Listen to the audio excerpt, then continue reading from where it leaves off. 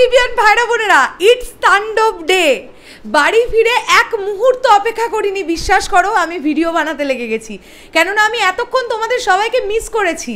সারাদিন আমার আজকে ক্লাসের চাপ থাকে। আমি জাস্ট নাও বাড়ি ফিরেছি এবং আমি তোমাদের সৃঞ্জয়দাকে বললাম যে এইবারে আমি ভিডিও করব, কেননা চারিদিকে যে লেভেলের তাণ্ডব শুরু হয়ে গেছে এবং সাকিবিয়ান ভাইরা বোনেরা যে লেভেলের আপডেট পাঠাচ্ছ আমাদেরকে, ইনফরমেশন দিচ্ছ আমাদেরকে, তোমাদের সবাইকে স্যালিউট। আমি এখন থ্যাংক ইউ জানাবো ইমন ভাইকে। বন্ধুরা, যশোরের বাঘাচড়া এলাকার ময়ূরী সিনেমা হলের চিত্র আমি অলরেডি ট্রেলারে কিছুটা অ্যাড করেছিলাম, তোমরা দেখতে পেয়েছো। আমি সিনেমা হলের ভেতরের চিত্রও তোমাদের দিয়েছি, সিনেমা হলের বাইরের চিত্রও তোমাদেরকে দিয়েছি এবং এটা রাত্রিবেলাকার শোয়ের ভিড় তোমরা দেখতে পাচ্ছ। জাস্ট আমি সাইডে ভিডিও অ্যাটাচ করেছি, আমি সাউন্ডটাকে কমিয়ে দিয়েছি যাতে করে তোমাদের কোনো অসুবিধা না হয় আমার কথাগুলো শুনতে, তোমরা যাতে স্পষ্টভাবে শুনতে পাও। ইমন ভাই আমাদেরকে এই দুটো ভিডিও প্রোভাইড করেছে এবং হাউসফুল তো বটেই ভাই, কি লেভেলের ক্রেজ লেগে গেছে ভাবা যাচ্ছে না এবং তাণ্ডব দেখে সবাই মোহিত হয়ে যাচ্ছে। সবাই একটাই কথা বলছে যে তাণ্ডব 2 আমরা কবে পাবো, তাণ্ডব 2 আমরা কবে পাবো, যত তাড়াতাড়ি পাই আমরা, কেননা তাণ্ডবের শেষে নাকি তাণ্ডব 2 এর হিন্ট দেওয়া হয়েছে। তোমরা অবশ্যই আমাকে কমেন্ট করে জানাও। তবে হ্যাঁ, এই আনন্দের খবরের মধ্যেও একটা খারাপ লাগার খবর আছে। সিঙ্গেল স্ক্রিন ভাঙচুরের পক্ষপাতিত্ব আমরা কোনোদিনও করিনি, সেটা যে কারণের জন্যেই হোক। ছায়াবাণী ময়মনসিংহ সিনেমা হলে একজন সাকিবিয়ান ভাই আমাকে ভিডিওটা পাঠালো। তোমরা দেখো কিভাবে চেয়ার ভাঙচুর করা হচ্ছে সিনেমা হলের বাইরে, এগুলো কিন্তু ঠিক নয়। দু রকমের কারণ শুনতে পাওয়া যাচ্ছে। যারা ওইখানে ঘটনাস্থলে উপস্থিত ছিলে তোমরা বেটার বলতে পারবে, আমাকে কমেন্ট করে জানিও। যদি কেউ আমার এই ভিডিওটা এখন দেখে থাকছো, ওখানে ছিলে সেই সময় আমাকে কমেন্ট করে জানিও আসল ঘটনা কি ঘটেছিল।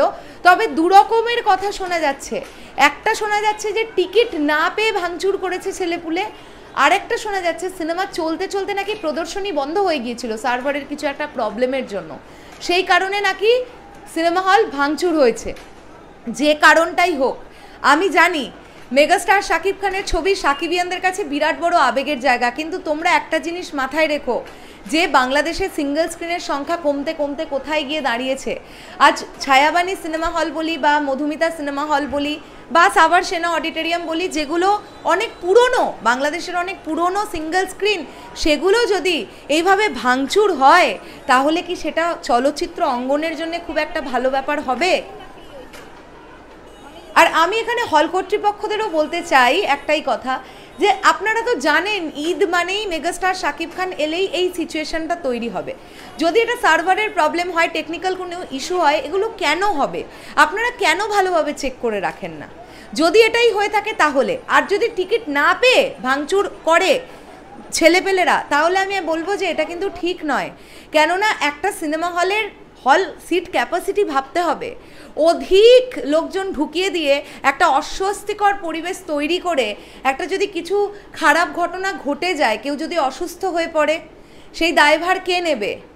তাই সিনেমা হল ভাঙচুর করো না তোমরা প্লিজ। আর যেটাই করো, সিনেমা হল ভাঙচুর করো না, এটা অনুরোধ রাখলাম। এর আগেও আমি এই অনুরোধ করেছি, আমি আবারও এই অনুরোধ করলাম, সিনেমা হল ভাঙচুর করো না।